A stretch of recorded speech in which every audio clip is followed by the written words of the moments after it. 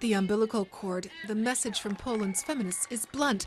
The Polish state must stop filling the coffers of the local Catholic Church.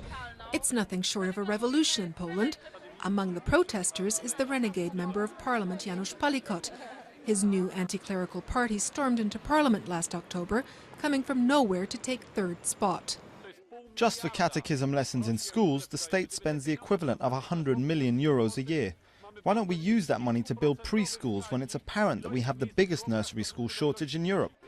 Since the end of the communist regime in 1989, no government has dared to reform the subsidies scheme until now.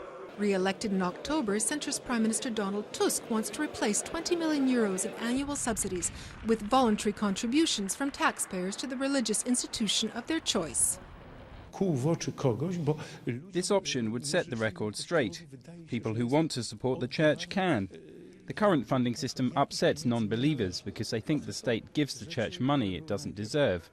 But really it's just returning assets that were confiscated in the past. Under nearly 50 years of communism in Poland, the state seized about 150,000 hectares of land from the Catholic Church, which it never returned.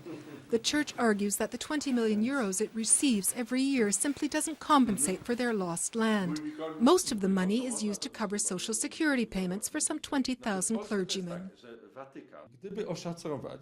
If you look at the real value of land confiscated from the church during the communist era, the annual subsidy should be 50 or 70 million euros a year, not 20.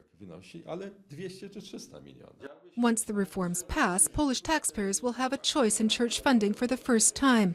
With over 90% of Poles declaring themselves Catholic, church fathers can count on full coffers, so long as the faithful believe their money is being well spent.